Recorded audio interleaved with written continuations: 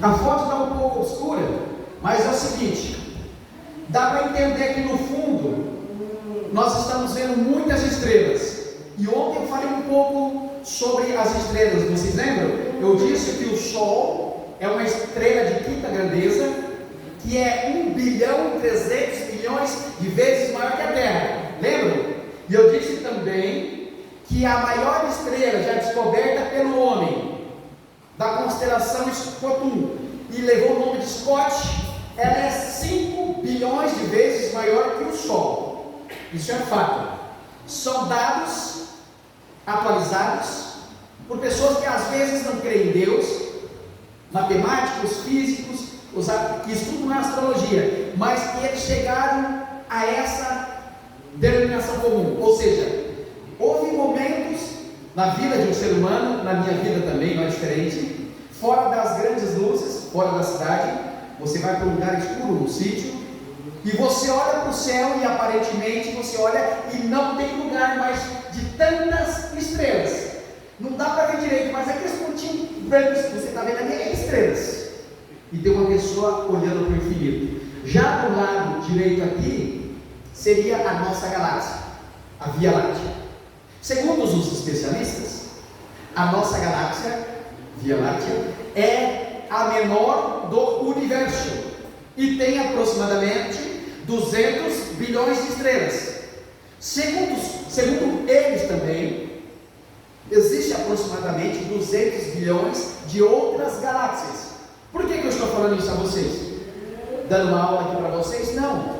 Eu estou falando para que nós possamos chegar ao entendimento de quem é esse Deus e esse céu que nós estamos tanto almejando. A Canaã não terrestre, mas a Canaã celestial. O povo de Israel, ao longo de seu caminho, quando Deus tirou ele do Egito, rumo à Canaã terrestre, eles enfrentaram o deserto. Eles lutaram, tiveram filhos, mas aquela geração que saiu do Egito, rumo à Canaã terrestre, sendo guiado pelo pastor Moisés, houve um momento, e a Bíblia relata que Deus diz para Moisés, na sarça ardente: Moisés, tira a sandália dos seus pés, porque o lugar que você pisa é o quê? Terra Santa. E Deus disse a Moisés, naquela conversa, a Bíblia menciona: Moisés, você vai ser Deus para Faraó.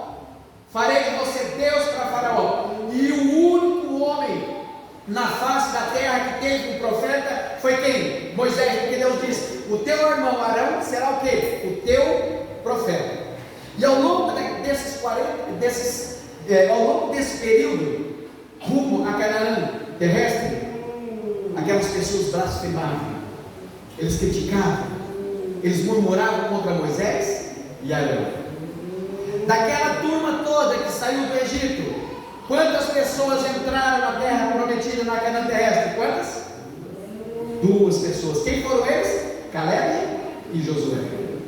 E Deus disse que faria luz para todo mundo. E hoje nós estamos estudando. Ellen White menciona em 3 passagens especiais em seus escritos que Jesus virá pela constelação de Órion, pela nebulosa de Órion. Segundo a astronomia, e nós sabemos que a unidade de medida da astronomia se chama anos-luz. A luz percorre uma velocidade de 300 mil quilômetros por segundo.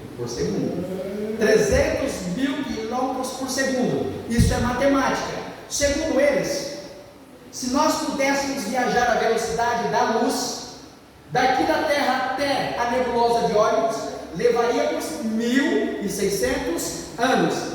Vocês estão entendendo o tamanho do universo? E por trás disso tem que ter o Criador.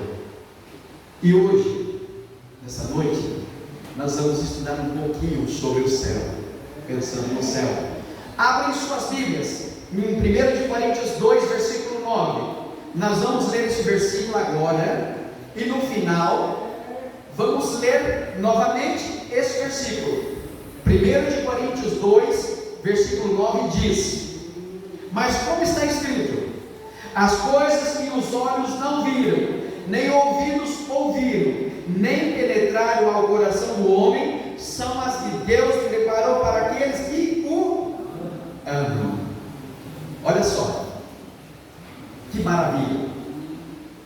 promessa maravilhosa.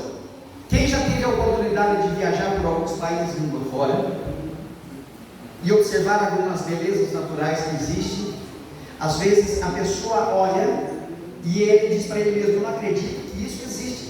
É muito bonito. Tem um programa que às vezes eu assisto na minha casa, se chama Mundo Visto de Cima. E você pode entrar na internet, no YouTube, e escolher o lugar que você quer ver no planeta, de cima. E quando você começa a ver, você começa a dizer para você mesmo no pensamento: eu não acredito que esse lugar existe. É muito bonito. Mas aqui está dizendo que ouvidos não ouviram, nem que olhos viram, nem que penetrou no coração do ser humano. É o que Deus tem preparado para cada um de nós. É claro que Ellen White, ela menciona algumas coisas, alguns vislumbres das visões que ela teve do céu. E ela cita naquele livro Visões do Céu. Em 1 de João 14, de 1 a 3, Jesus fez uma promessa: não se turbe vosso coração. Credes em Deus, credes também em mim. Na casa de meu pai há muitas moradas. Se assim não fosse, eu não vou, não teria dito. Vou o quê? Preparar-vos um lugar.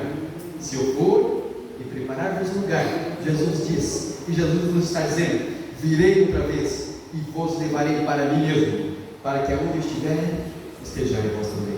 Muitas coisas que conhecemos nessa vida terão fim. A dor, o sofrimento terão fim. Aquela angústia, aquela ânsia de um dia poder ver Jesus voltar, porque queremos encontrar a Jesus, abraçá-lo e reencontrar pessoas que já descansaram, que amávamos. Existem alguns casos que Deus permite. Algumas pessoas cometem erros dizendo que Deus diz assim: não, Deus criou o mundo perfeito e deixou que o ser humano, que o homem, tomasse a decisão livre-arbítrio. E às vezes acontecem coisas, inclusive terríveis, na vida de uma família ou de alguém, e as pessoas dizem: Deus diz assim. Não é que Deus quis, Deus não quer, Deus permite que isso aconteça, mas um dia terá fim. Jesus proclamou o céu como um lugar real, promessa feita aos seus discípulos aí quando ele estava ascendendo aos céus, ali no Monte das Oliveiras. Recomendo a você que desenvolva o hábito de pensar no céu. Mas por que pensar no céu é tão importante? O que muda a minha vida, ou que molda a minha vida pensando no céu? Pensar no céu fará você recordar de pessoas que amam e que um dia estarão lá nas mansões celestiais. Ellen White, quando teve sua primeira visão, e a primeira visão dela é dividida em 3 partes, teve um momento que ela estava no céu e ela ficou sabendo que os irmãos Stokes, que havia falecido pouco antes de 22 de outubro de 1844, estaria lá. Ela viu em visão que eles estariam lá. Eles ainda não estão, mas ela viu que estariam lá. E quando nós lemos 1 Tessalonicenses 4, versículos 16 e 17, os dois anos que eu fiquei em Lucas do Rio Verde, a cada 3 meses eu saía de Lucas por dentro e ia para Rolim de Moura, Rondônia, porque meu pai sofreu os 16 últimos anos até falecer. E os 2 últimos anos que eu estava lá, cada 3 meses eu descia. E agora em dezembro fará 5 anos que meu pai descansou. E em dezembro de 2017, eu estava na igreja central de Rolim de Moura, a primeira central, são 3 centrais em Rolim de Moura, e eu estava ali no caixão do meu pai, aqui do meu lado direito, e eu estava fazendo ali o culto fúnebre de meu pai. Eu estava fazendo o culto fúnebre de meu pai. A minha irmã havia falado para minha sobrinha, que na época tinha 3 anos, hoje ela tem 8, que ela um dia poderia rever o vovô, quando Jesus voltasse. Era o toque da 7ª trombeta. Minha irmã falou algumas vezes assim para minha sobrinha, e aquilo ficou na mente dela. E quando eu estava com meu pai ali, fazendo o culto fúnebre, eu busquei forças, não sei aonde, porque estava toda a minha família ali na frente. Ela veio desse meu lado esquerdo, puxou meu terno e disse: titio, 3 anos, é o toque da 7ª trombeta, né? Que vovô vai despertar. Naquele momento eu segurei forte, respirei e continuei pregando. Foram aproximadamente 20, 22 minutos só, mas a oração final eu não consegui fazer. Porque o Senhor mesmo, em 1 Tessalonicenses 4, 16 e 17 diz: porque o Senhor mesmo descerá do céu com grande brado, a voz de arcanjo, ao som da trombeta de Deus, os que morrerem em Cristo ressuscitarão primeiro. Depois nós, os que estivermos vivos, pela ocasião da volta de Jesus, seremos o que? Transformados, e vamos encontrar com quem? Nos ares, com Jesus. É o toque da sétima trombeta. A Bíblia também nos diz, em Oséias 4, versículo 6, por exemplo, Jesus diz: o que o povo perece por falta de quê? De conhecimento. Marcos 12, versículo 24, Jesus faz uma pergunta às pessoas que estão ao redor dele: porventura vocês não erram em não conhecer as Escrituras e o poder que elas têm? E João 8,32 diz o que? Conhecereis a verdade, e a verdade vos libertará. Mas eu acredito que vocês têm percebido ao longo da vida de vocês, quando morrem pessoas que não é da nossa igreja, ou principalmente quando está no filme ou na televisão, morre, vai para o céu. Fundamentada em quê? Se a pessoa morre e ela vai para o céu, então a gente não precisa estar estudando a Bíblia, principalmente 1 Tessalonicenses 4, versículo 16, que volta, que quando Jesus voltar ao toque da sétima trombeta, o próprio Jesus fez uma promessa ao profeta Daniel, em Daniel 12, versículo 13, e olha que Daniel foi um profeta que tem uma participação fundamental na nossa história. Não tem como nós lermos o livro de Apocalipse e entender completamente sem ler o livro do profeta Daniel.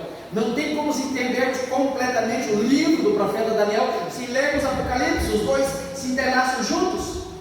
E Jesus disse, e Deus disse ao profeta Daniel, 12, versículo 13: tu, porém, Daniel, segue até o fim dos teus dias, e no fim dos dias você vai levantar para receber o quê? A sua herança, para receber a sua recompensa. O próprio Jesus fez essa promessa a Daniel. As teorias das pessoas de que quem morre vai para o céu, cai por terra. Por exemplo, quando Jesus ressuscitou a Lázaro, depois de quantos dias? 4 dias no túmulo. A Bíblia menciona e aclara: Jesus vai até o túmulo de Lázaro e disse: Lázaro, sai para fora. Ou mandou Lázaro vir do céu? Mandou sair do túmulo. Lázaro, sai para fora. Algumas pessoas dizem que quem morre vai para o céu. E a Bíblia menciona que quando Jesus ficou sabendo que Lázaro havia morrido, ele fez o quê? Chorou. É o versículo mais curto da Bíblia. Ora, se Lázaro era amigo de Jesus e estivesse no céu, e Jesus então trouxesse ele de volta, seria uma injustiça tremenda para o amigo dele, se ele está no céu, e depois Jesus traria de volta para viver nessa terra. Por outro lado, sendo Lázaro amigo de Jesus, e os discípulos acompanhavam Jesus aonde quer que Jesus estava, inclusive João era considerado o filho do trovão, era impetuoso, impossível, e é o discípulo que depois se escreveu mais sobre amor. Após Lázaro voltar depois de 4 dias, e se os mortos pensam e conversam lá, não sei aonde que diz para onde vai, vocês acham que João não teria interesse de falar para Lázaro: Lázaro, esses 4 dias que você morreu, você encontrou com alguém lá? Você pode falar para mim escrever? Porque as próximas gerações futuras precisam saber. Isso aconteceu? Não, porque a Bíblia diz que quando morre, o que acontece? Perece com ela todos os seus desígnios. Se é uma pessoa boa, com ela perece. Se é uma pessoa mal, com ela perece os desígnios. E agora nós estamos falando sobre a volta de Jesus. Pensar no céu te afasta dessa vida carnal. Colossenses 3, 2 a 5 diz: pensai nas coisas que são de cima, e não nas que são da terra. Por quê? Porque morrestes, e a vossa vida está escondida com Cristo em Deus. Quando Cristo, que é a nossa vida, se manifestar, então também vos manifestareis com Ele em glória. Exterminai, pois, as vossas inclinações carnais: a prostituição, a impureza, a paixão, a vil concupiscência, a avareza, que é o quê? Que é a idolatria. Então pensar no céu E quando nós cantamos a música aqui que nós cantamos hoje, o céu é aqui, igual o irmão mencionou, se nós queremos ir para o céu, dessa terra, do nosso lar, nós devemos fazer o quê? Um pedacinho do quê? Do céu. E ensinar as crianças. Ellen White menciona que quando uma mãe educa uma criança, por exemplo, até os 3 anos de idade, ela consegue gravar tudo o que os pais ensinam a ela. E se os pais conseguirem manter uma criança até os 7 anos na igreja, nos caminhos de Deus, mesmo que ela esteja dormindo, quando eu era criança lá no Paraná, na idade dessa garotinha que está no seu colo, eu dormia na igreja, às vezes tinha um diácono e acordava a gente, não podia dormir dentro da igreja. Hoje, é muito melhor que as mães trazem, que as crianças durmam dentro da igreja, sabe por quê? Mesmo dormindo, o subconsciente dela trabalha e ela aprende. Você entendeu? E aí pode menciona que se até os 7 anos, uma dessas crianças, por exemplo, ela está na igreja, sai e vai para o mundo, essa base ela leva pelo resto da vida dela. Mais cedo ou mais tarde, ela vai relembrar e, tocada pelo Espírito de Deus, ela poderá voltar. Então, até os 7 anos de idade é fundamental a educação da criança nos caminhos de Deus. E aqui diz mais: pensar no céu ajudará você a perseverar e honrar o quê? Os seus compromissos. Quais são os nossos compromissos como cristão? Quais são os nossos compromissos como cidadão? Quais são os nossos princípios, os nossos valores? O que a gente tem que fazer? Quais são as nossas decisões, as nossas atitudes que nós temos que tomar em cada passo que nós damos? Seja em casa, seja no trabalho, ou seja na vida de uma forma geral. Quais é a educação? Quais são os cultos que nós estamos fazendo para a nossa família, para os nossos filhos? O culto pela manhã? O culto pela noite? Quantas vezes eu critiquei minha mãe, depois de uma certa idade, e apontava, apontando o dedo para o rosto da minha mãe, dizia: o que adiantava a senhora fazer os cultos conosco de madrugada? Levantávamos e meio, mesmo dormindo, a senhora fazia o culto conosco, o que adiantava? Eu estava afastado da igreja, foram 17 anos fora da igreja, e hoje ainda estou tendo a oportunidade de falar o que eu fazia com a minha mãe no passado, e muitas das vezes a minha mãe do lado. A minha mãe nunca levantou a voz, ela baixava o rosto, às vezes ela chorava, mas nunca me trucava. Mas teve um momento que eu decidi voltar para a igreja, foi quando eu fui estudar teologia. O pastor Pedro, ele sabe disso, ele está em Florianópolis hoje. Quantas vezes pela madrugada lá em Costa Rica, eu estudando, lendo a Bíblia, eu chorava. Eu chorava copiosamente, lembrando do que a minha mãe havia feito no passado por mim e minhas irmãs, e eu criticava e eu pedia a Deus que me dava sabedoria e inteligência, e que não permitisse que a minha mãe e o meu pai viessem a falecer antes que eu terminasse teologia, porque eu queria dar essa felicidade a meu pai e a minha mãe. Vai fazer 5 anos que meu pai descansou, e os últimos 4 anos foram emo diários, 3 vezes por semana. Ele chegava no hospital, onde ele fazia emo, ele puxava as enfermeiras pelo braço, porque ele não podia falar, ele queria atenção, e ele dizia: o meu filho é pastor. A maior herança que um pai pode receber de um filho é perceber que os filhos estão encaminhados no caminho de Deus, dando alegria para o pai ou para a mãe, não importa se ele vai ganhar muito dinheiro ou um pouco. É isso que os pais esperam dos filhos: reconhecimento pela educação que foi dado a eles. Pensar no céu ajudará você a perseverar e honrar os seus compromissos. 2 Timóteo 4, versículos 7 e 8. Aqui, um homem, ele estava preso numa casa em Roma por 2 anos.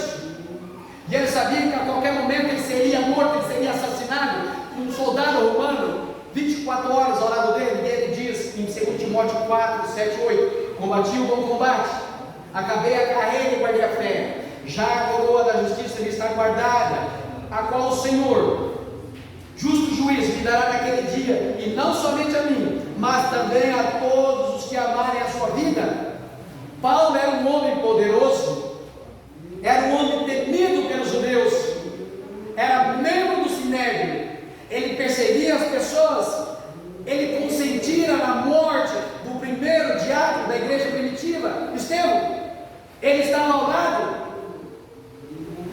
fazia o que ele fazia acreditando estar certo, mas precisou de Deus aparecer a ele pessoalmente, irmão, para que ele pudesse entender o que ele estava fazendo era errado. O homem mudou da água para o vinho, de perseguidor ele passou a perseguido, inclusive no começo os próprios judeus queriam matá-lo, mas ele tinha uma missão a cumprir. Ele foi morto, mas cumpriu a missão. Eu costumo dizer que, fora a Trindade, a pessoa mais importante do Novo Testamento é Paulo, pelas cartas que ele escreveu. E ele era construtor, ele não desejava vivenciar com o dinheiro dos irmãos, não. Ele não queria ser um fardo, ele trabalhava, ele construía tendas para que ele pudesse se manter. Então ele disse: combati o bom combate. E é isso que nós, como cristãos, precisamos dizer todos os dias: pensar no céu, lembrar você de onde investir tempo, talento e tesouros.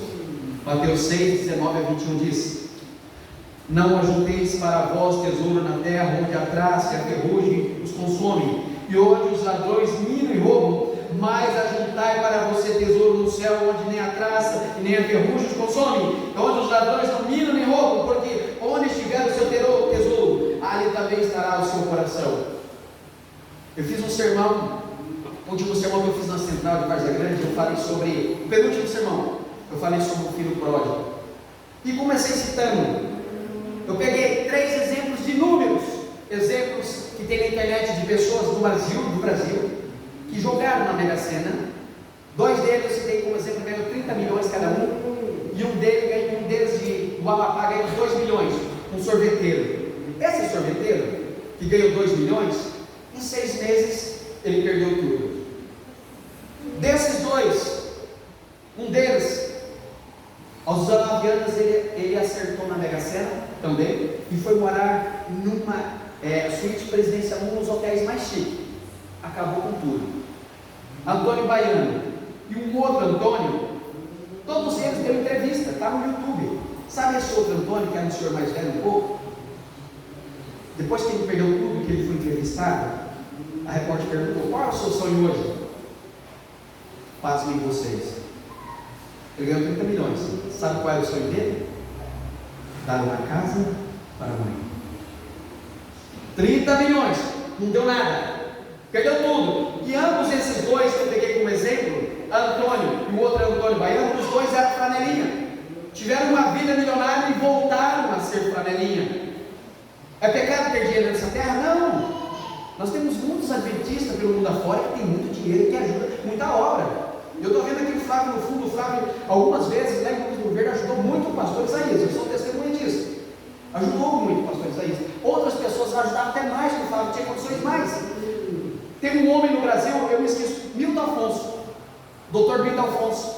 Ele costuma dizer que Deus, ele fala assim: Deus é meu sócio. Aonde ele botava a mão, tipo um exemplo assim, prosperava. Ele era um homem inteligente.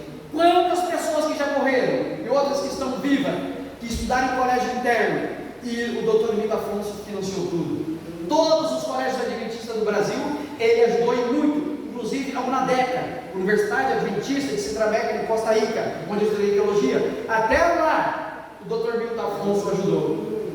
E nunca ficou sem dinheiro, e sempre tinha mais dinheiro. E como ele disse: Deus é meu sócio. Pensar no céu e suas recompensas moldará as suas prioridades. Mateus 19, 21 diz: disse-lhe Jesus: se queres ser perfeito, vai, vende tudo que tens, dá aos pobres, e terás um tesouro no reino de Deus.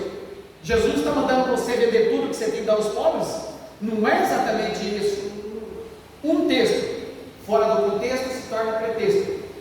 Mas quanto mais você ganha, mais você pode ajudar. E lembre-se, nós não podemos fazer tudo por todos, mas sempre poderemos fazer algo por alguém. Então você ganha mais, você pode ajudar mais.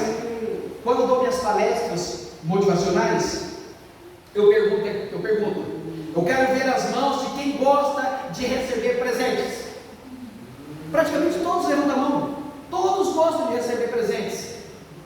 Aí às vezes eu pergunto também: o que é mais importante que é presente? Tem algumas respostas, mas aqui eu quero mesmo, eles não dão. E eu digo aqui nessa noite: melhor que ganhar presente é você ter condições de você dar o presente. Sabe por quê? Porque você é feliz duas vezes, você é abençoado duas vezes. Você dá um presente para uma pessoa que não tem condições alguma, e ela fica feliz por receber aquele presente, e você fica muito mais, por você ver aquela pessoa feliz por estar recebendo aquele presente. Agora, é claro que tem muitas pessoas que só gostam de receber, mas não gostam de dar nada para ninguém, entendeu? Mas sempre dar presentes para alguém, pensar no céu, as suas recompensas moldará as suas prioridades. Por que está dizendo isso? Por que eu estou falando isso?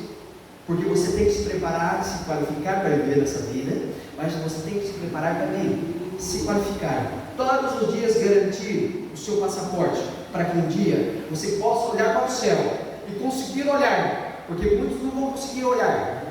Lembra que a Bíblia fala, ele dizer para que as montanhas caiam sobre eles, mas você vai olhar para o céu, você vai conseguir, porque na volta de Jesus, os que estiverem vivos já vão estar transformados. Vocês vão olhar para o céu e vai dizer: esse é o Deus das quais eu aguardava. Pensar no céu, nas belezas do céu, nos dá algo para esperar ansiosamente.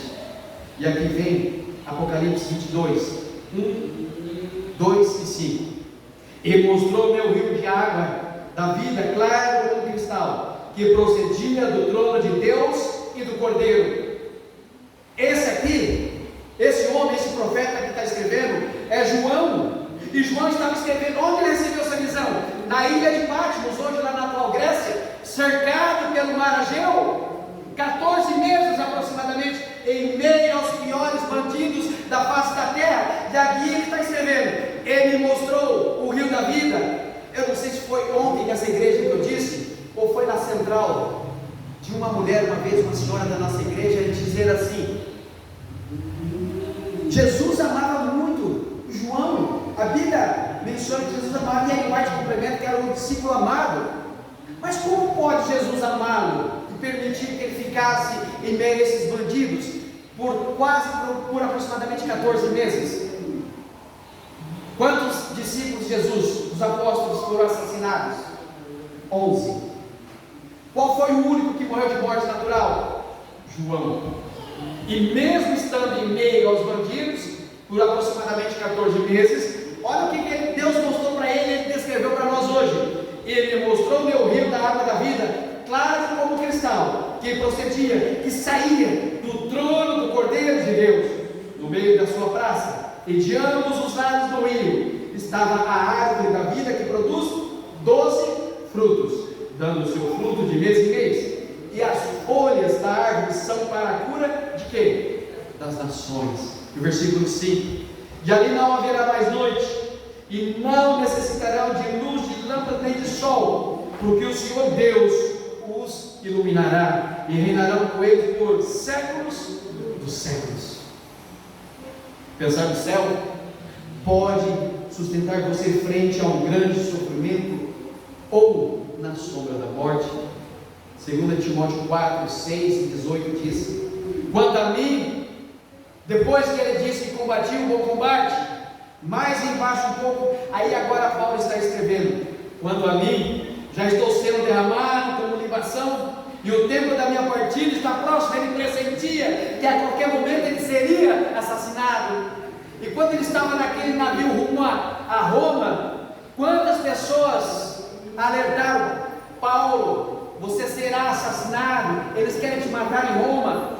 E ele dizia que precisava de ir para testificar, para testemunhar diante daquelas pessoas que depois viriam assassiná-lo, e eles precisavam saber desse Deus.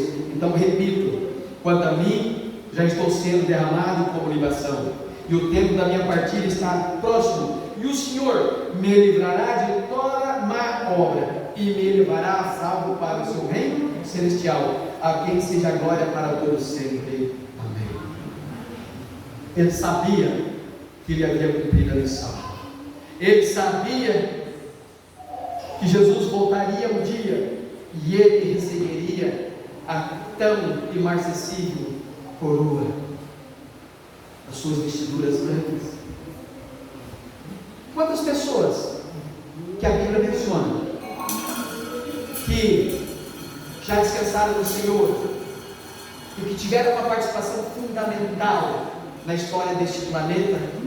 Quantas pessoas estão lá na galeria de Heróis da Fé de Hebreus 11? Lá no final diz: pessoas das quais o mundo não era digna deles. Se nós pudéssemos acrescentar na galeria de Heróis da Fé de Hebreus 11, quantas pessoas que já descansaram, que vocês conhecem, que nós poderíamos colocá-los lá, que já descansaram? Quantas pessoas já morreram na fé e na mensagem do terceiro anjo, sonhando ver Jesus voltar, anelando ver Jesus voltar, e Jesus ainda não voltou? A Bíblia menciona, não sei se vocês já ouviram falar, que haverá uma ressurreição parcial e especial, pouco antes da volta de Jesus. Quem já ouviu falar? Poucos. Não ouviu, irmão, né? Ainda não. Mas eu vou ler aqui só para que nós possamos entender rapidamente. Vou ler Daniel 12. Se vocês quiserem pegar a Bíblia de vocês em Daniel 12, para nós entendermos, pegue lá. Só não sei se eu consegui enxergar aqui na frente. Mas alguém que tiver com a Bíblia na mão, Daniel 12, versículo 1 e 2, pode ler. Lê o versículo 2, quem for ler, depois o versículo 1.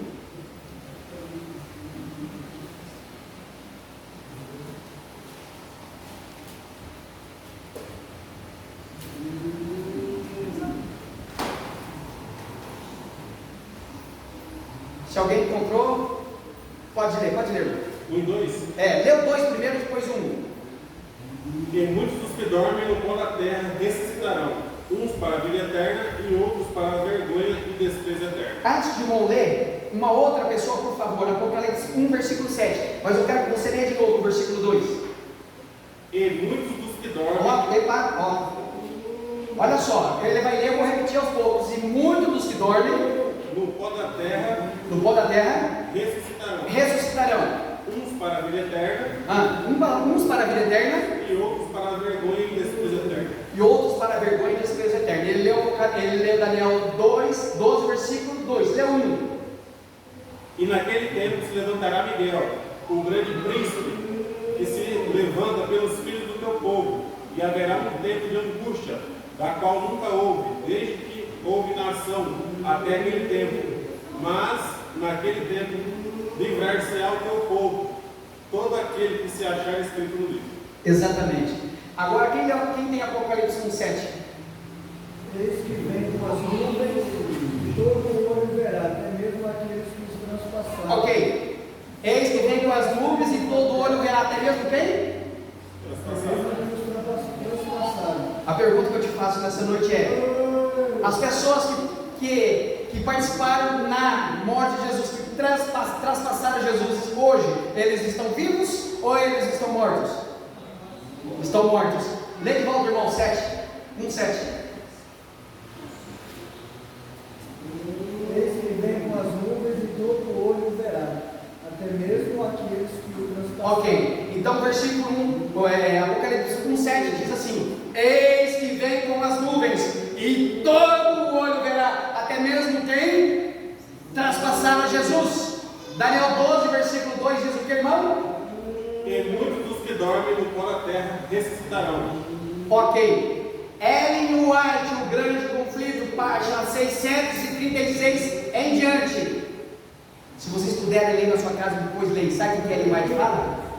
Ela menciona Daniel 12, versículo 1 e 2. Ela menciona Apocalipse 1, versículo 7. E ela diz: todos que morreram na fé e na mensagem do terceiro anjo, de 22 de outubro de 1844, sonhando ver Jesus voltar, morreram e não viram, ressuscitarão também, pouco antes da volta de Jesus. Agora estou falando dos que morreram, descansaram, os santos. E ela diz o seguinte, página 636 do grande conflito em diante, pode ler nas suas casas depois. Eles ressuscitarão para dar alento, porque nós estaremos no período de angústia. Daniel 12, versículo 1 diz, né? Igual a angústia de Jacó. Alguém assistiu aquele filme aqui, A Última Batalha?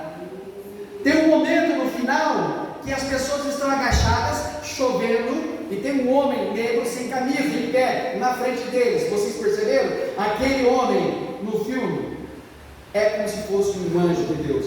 Nós estaremos sendo caçados, os que estiverem vivos no período de angústia.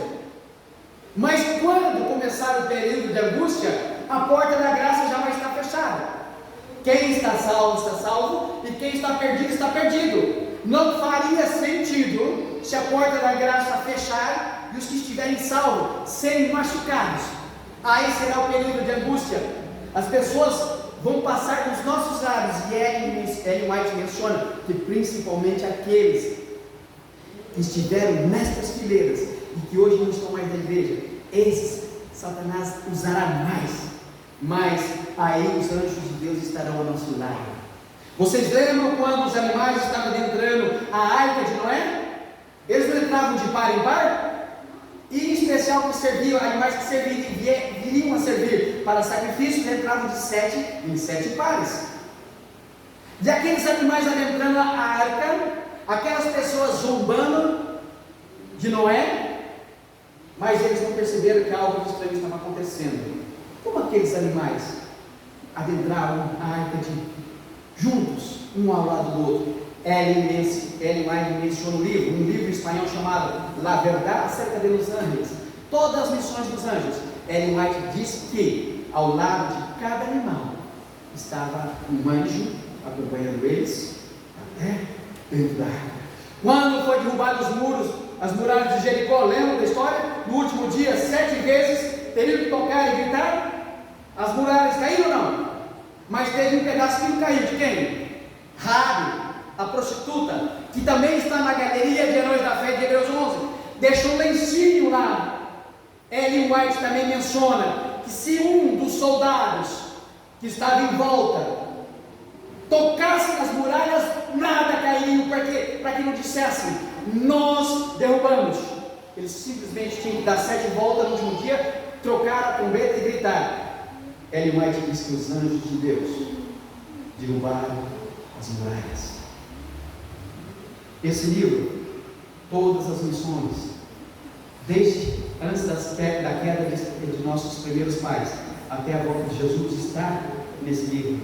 E quando nós lemos, e quando nós começamos a entender, eu não vou demorar muito mais, já estou terminando, para que nós saibamos que hoje, quando nós estamos nesta igreja, sempre está ao nosso lado o nosso anjo da guarda. É poderoso? Se você me perguntasse hoje, qual é o poder de um anjo de Deus? Ninguém pode precisar, mas uma coisa eu digo, ali em 2 Reis capítulo 19, não sei se era um anjo mais fraco, se era um anjo mais forte, ou um anjo de mediano, mas uma noite ele destruiu quantos soldados assírios? 185 mil. Quantos anjos? Um. Esse é o anjo que nós temos ao nosso redor. E quando Jesus voltar, se nós estivermos vivos, seremos transformados. A primeira pessoa que nós vamos ver será os nossos anjos, os anjos da guarda. Eu me lembro quando eu fiz o culto fúnebre de meu pai, eu disse, não lembro a data do meu pai, que ele nasceu agora de cabeça, mas eu disse quando meu pai nasceu, no dia tal, um anjo foi designado para ser o protetor de meu pai. Hoje, meu pai será enterrado. A missão desse anjo que está ao lado do meu pai terminou. E quando meu pai descansar, e quando meu pai ressuscitar ao toque da 7ª trombeta, quando Jesus estiver voltando, o meu pai virá primeiro o seu anjo protetor. Se eu me esforçar e eu ganhar a minha salvação, eu não tenho dúvidas que meu anjo da guarda vai dizer, Marcos, você me deu trabalho. E talvez, sabe, irmã, coisas que eu nem sei, que eu passei apuro, que o anjo me livrou, ele vai me dizer, Marcos, você lembra daquele dia? Marcos, você lembra daquele dia? Ele vai colocar na minha mente como se fosse uma retrospectiva, como se fosse um grande pergaminho, como se fosse uma grande tela. Eu falei, Marcos, eu te livrei. O filme, A Última Batalha, Quando o jovem sai daquele pequeno grupo, que ele pega a moto, ele tinha que fazer uma entrega. Vocês lembram quando os policiais pararam ele, pediu o documento, ele entregou? Quando o soldado, que estava de soldado, mas era o anjo dele, foi entregar o documento que ele quis pegar. Você lembra que ele segurou forte por alguns minutos? Ele queria seu documento, mas o anjo não queria entregá-lo. É porque o anjo sabia que lá na frente algo aconteceria com ele. Mas ainda bem que tudo não passou de um sonho. Quantas pessoas ao longo das vidas de vocês, que vocês perceberam nessa igreja, ou em outra igreja que vocês frequentaram antes de vir para essa aqui, que já descansaram? Quantas pessoas morreram na fé e na mensagem do terceiro anjo, como o saudoso pastor Roberto Rabelo, o pastor Henrique Fairado, o pastor Enoque de Oliveira e inúmeras pessoas? E aí uma menciona aqui, antes da volta de Jesus, essas pessoas que morreram em Cristo, de 22 de outubro de 1844 para cá, que morreram no Senhor, elas ressuscitaram para nos dar alento. E ela menciona, sabe o que? Quando Jesus na cruz deu o último brado, que túmulos se abriram, não é que diz a Bíblia? E quando Jesus ressuscitou no domingo pela manhã, aquelas pessoas que estavam no túmulo, que haviam se aberto, no domingo após Jesus sair do túmulo, aquelas pessoas também saíram do túmulo, caminharam pela cidade santa. E eles, eu fico imaginando, os que estavam na cidade santa, olhando para esses que haviam saído do túmulo depois de Jesus, no domingo pela manhã, eles perguntavam talvez: quem são esses? E Ellen White fala que esses deram alento. E aqui eu quero terminar com uma mensagem de Ellen White, que eu citei ontem lá na igreja. Ellen White tinha aproximadamente 17 anos de idade. Ela havia sido convidada por uma de suas amigas, Eunice Hastings, para estar na casa dela, num pequeno grupo. Eram 4 amigas e com Ellen White seria 5. A convidaram para que elas pudessem estar nesse pequeno grupo. Ellen White ficou meio assim, porque com 17 anos ela já estava desenganada pelo médico, fraca, com pneumonia dupla nos pulmões, escarrando sangue e com tuberculose. Ela vai se arrastando até a casa dessas amigas, da irmã Eunice Hastings. E lá, elas começam a orar. E nesse momento, quando elas estão orando, a irmã solteira Ellen White descreve: enquanto eu estava orando junto ao altar da família, o Espírito Santo me sobreveio e pareceu-me estar subindo mais e mais alto. Primeiros Escritos, página 14. O chamado se manifestou pela ação do Espírito Santo e ela nunca mais introduziu nenhuma das suas visões dizendo: o Espírito Santo veio sobre mim, ou o poder de Deus veio sobre mim. E essa visão de Ellen White nós podemos dividir em 2 partes. E foi aproximadamente na segunda quinzena de dezembro, não se tem a data precisa, de 22 de outubro de 1844. Essa visão nós podemos descrever em 3 partes: da terra para a cidade santa. Ela caminha na cidade santa. E a terceira parte, ela volta para a terra. Vocês estão entendendo aqui? 17 anos, fraca, débil, pneumonia dupla dos pulmões, e Deus mostra a ela o plano da redenção, como será a volta de Jesus. Mas como está escrito, as coisas que os olhos não viram, nem ouvidos ouviram, nem penetrou o coração do homem, são as que Deus está preparando para aqueles que o amam. E quando Ellen White tem essa visão, a terceira parte da visão, Deus traz ela do céu para Nova Jerusalém, onde será aqui na terra depois do milênio, onde Zacarias 14, versículo 4 diz que Deus vai tocar no Monte das Oliveiras. Ellen White, o grande conflito, menciona que vai estar preparado um lugar para que Deus coloque o terra. E ali o monte vai se tornar uma imensa planície, e dali Deus vai governar todo o universo. Nessa terceira parte da visão, Ellen White então ela percebe e ela descreve uma mesa quilométrica. Era impossível dizer o tamanho. E nessa mesa Ellen White escreve que vê frutos de todas as maneiras. E naquela visão ela sente o desejo de de pegar dos frutos e comer. E Jesus disse a ela, não sei exatamente como seria, mas talvez Jesus tenha dito, filha, ainda não. Espera um pouco. Quem comer esse fruto não pode voltar mais na terra. Eu preciso que você volte. Eu preciso que você descreva tudo o que você viu. Eu preciso que você seja forte. Ellen White não sabia, mas ela casaria com alguém que viria a ser o presidente geral da Associação Geral. E só houve uma vez um presidente da Associação Geral que tivesse uma esposa profetisa. Ela teria filhos.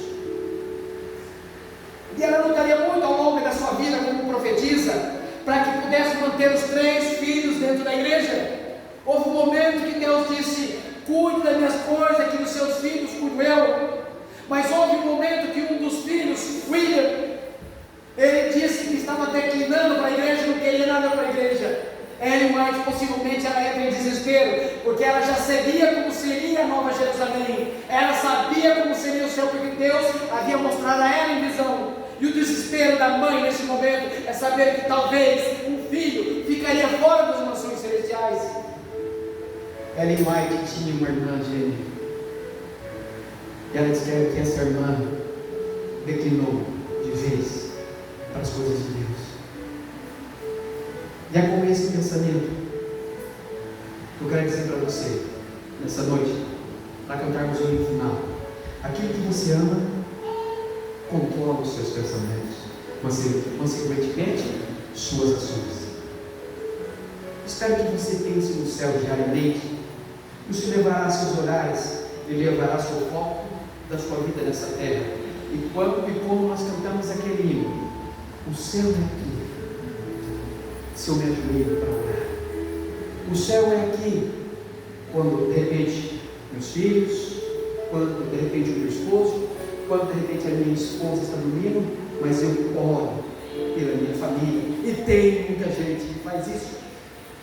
Sempre tem alguém da família, enquanto os outros estão dormindo, ela levanta de madrugada e ora a Deus e pede a Deus. Eu fico imaginando a minha mãe. Uma das minhas irmãs, a mais nova, que mora em Dubai, está fora da igreja, mas a minha mãe segue orando por ela, pelas minhas 2 outras irmãs, a Ângela, a Marlina. A Marlina está voltando da igreja depois de muitos anos fora, e a Marlina tem um tremendo dom para cantar e ajudar em tudo dentro da igreja. A minha irmã Marlina, ela só precisa agora regularizar o casamento dela, para que ela possa desenvolver o talento dela dentro da igreja. Mas eu quero contar algo para vocês. Eu sei que já passou do tempo, mas algo que vocês não vão se esquecer jamais. Uma jovem mãe, ela tinha um filho.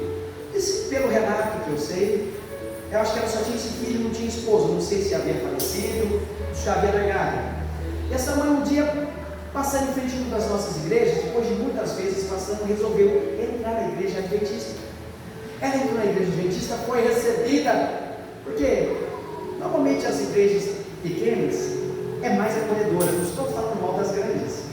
Essas igrejas pequenas sempre são mais acolhedoras. Igual o irmão falou ontem, mas eu almoço lá. Apesar que eu não almocei, eu desculpa, eu já falei para sua filha. Da próxima vez eu peço perdão e eu vou almoçar. Se vocês ainda fizeram almoço, eu peço desculpa. E a mãe entrou na igreja e foi recebida pelas irmãs da igreja. Mal começou a frequentar a igreja, já tratavam ela como membro da igreja. E ela se batizou na igreja. A luta dela logo em seguida foi para que o filho viesse para a igreja e se batizasse na igreja. A mãe convidou inúmeras vezes, mas o filho nunca entrou na igreja. Certo dia a mãe passou mal. As irmãs, a igreja deu apoio, mas foi muito rápido. A mãe veio a falecer. Pelo que eu sei, o filho ficou só.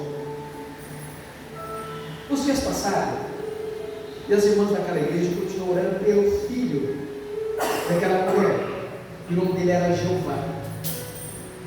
E um dia, menos sem esperar, olha quem elas oram entrando na igreja: Jeová. O filho daquela mulher, quando ele estava entrando, aquelas mulheres correram, Segundo o relato que eu sei, diz que abraçaram e disseram: seja muito bem-vindo, Jeová.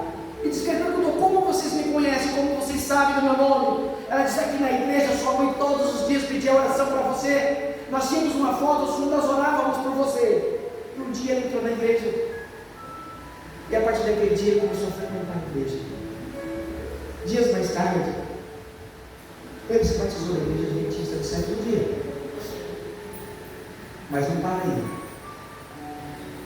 Influenciado por um dos anciões da igreja, ele começou a estudar porque ele não estava estudando.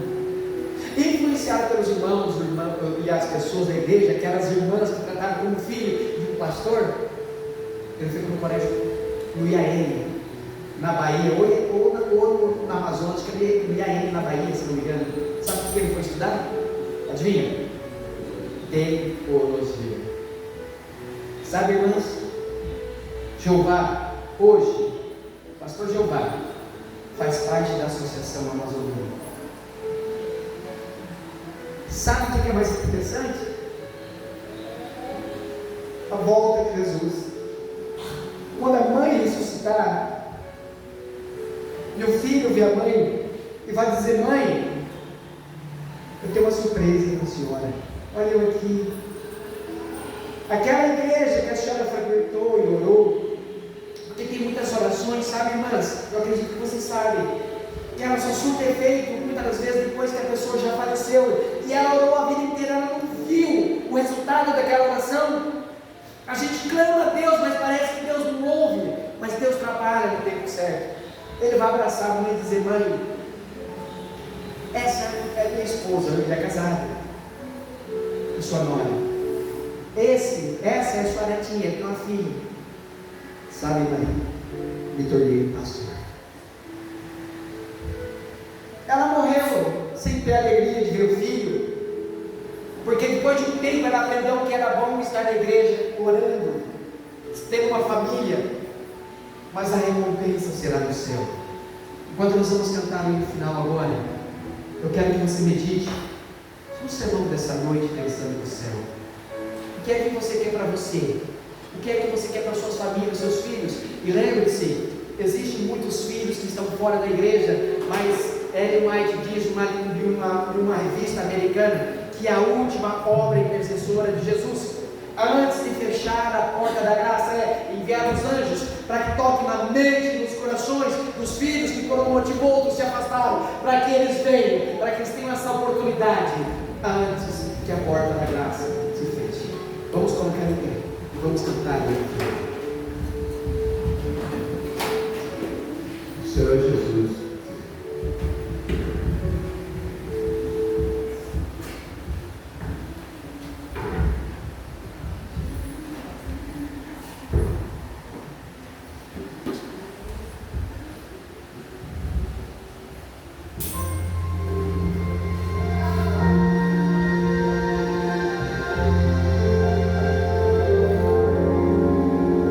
já ouvi falar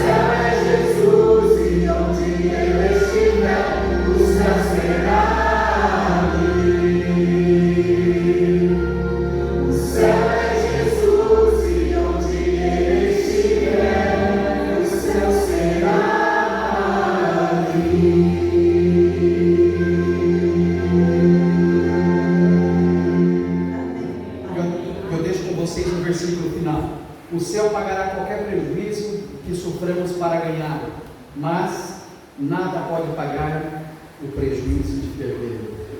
Vamos orar. Obrigado, Senhor Deus, pelas bênçãos concedidas a cada um de nós até o presente momento.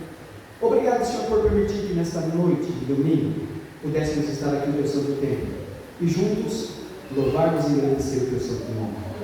Neste momento, Senhor, estou me dirigindo para a cidade de Várzea Grande. Estarei acompanhado de um irmão, mas clamo humildemente uma bênção especial sobre cada membro desta igreja. Peço uma bênção especial a cada um dos diáconos, das diaconisas, dos anciões, das anciãs, que cada um deles possa buscar sabedoria dos altos céus, para que possa honrar esse título, para que possa honrar esta igreja, em especial, Senhor. Clamo uma bênção especial à nossa família daqui, a família pastoral. Que cada um deles possa buscar sabedoria e inteligência. Que cada um deles, seja líderes ou membros, possam permitir que o Espírito de Deus guie suas vidas. Que dentro de breve, cada um de nós, sem exceção, todos que estamos aqui, possamos olhar para o céu e dizer: esse é o Deus que nos aguardamos. Porque o Senhor disse, segundo a sua promessa, nós esperamos um novo céu e uma nova terra, onde os quais habita a justiça. Enfim, Senhor, que os santos anjos estejam conosco ao retornarmos aos nossos lares, em nome de Jesus. Amém. Nós da igreja